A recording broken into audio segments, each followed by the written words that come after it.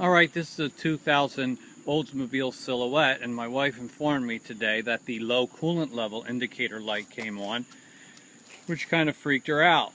She never overheated, but checking it out here, and I don't see any coolant leaking under the hood in any area. There's nothing on the ground underneath the vehicle where there's any coolant leaking. So I wasn't sure what was going on. But as I look in here, she also indicated to me that she had smelled antifreeze while driving. And now that I'm here, I feel that this carpet is wet. And I felt that not just on the driver's side, but on the passenger side. Now, have my kids spilled drinks? That's entirely possible. But I'm suspecting that the heater core is bad.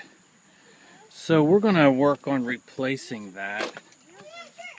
And I understand there's work that's going to be done under the hood as well as work here inside the cockpit. I couldn't find any videos on YouTube about how to do this, so I decided I guess I'll have to make one. So let's start with the work inside the cockpit.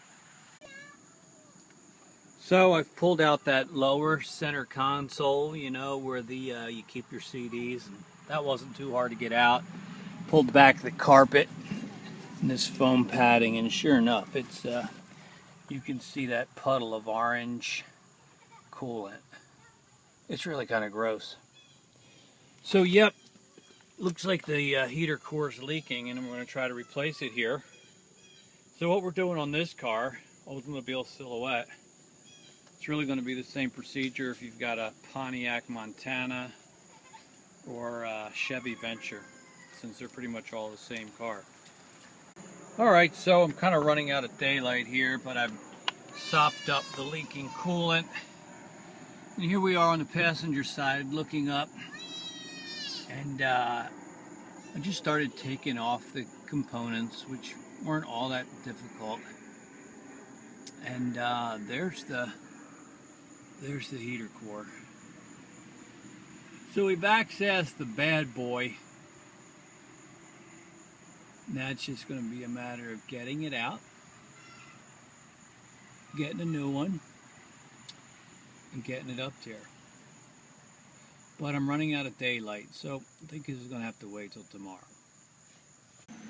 Okay, here we are working under the hood. I'm not going to lie to you. Getting access to that firewall behind the engine where the heater core passes through is a real pain in the neck. Here's the thing. You just got to move stuff out of the way. If it's in your way, you got to get it out of the way. So I took off the arms for the windshield wipers, took off the spark plug wires, the whole ignition pack, took off that check valve for the air pump that sits on behind the engine. You just got to move stuff out of the way. I took off stuff that I can't even identify. But finally I've got access. I'm not sure it's real clear through here. But you've got the two hoses going down. These there, they go down to the heater in the back. And it's right up in there that the heater core passes through the firewall. That's where I got access. And I'm about to do that. You know, they tell you to drain the cooling system, but I'm not going to do that because I've already lost a lot of coolant since the heater core was leaking and flooded the car. Also because that's up pretty high where they go through the firewall, so I may lose a little bit of coolant when I open it up, but I don't expect that I'll lose that much. I'll just put a pan under the car to catch whatever falls. But I'm not going to drain the entire system. Alright, let's get to it. Okay, here's the old heater core lined up with the new one. And it looks like I got to take this bracket off. And then that will fit over this part of the two hoses and keep those at the right angle lined up. So should be able to pry that off. But look, I'm not going to be able to do it while holding the phone in one hand. but you get the idea. That black plastic thing moves over to the new one right there. Well, I've got it all back together, and I refilled the cooling system, and the engine is running, and put all the components back in place, and you really can't see the work that I did back there because it's, again, all hidden. But I don't see any leaks here in the engine compartment. I don't see any coolant leaking on the inside either, and it's blowing out a lot of nice hot air.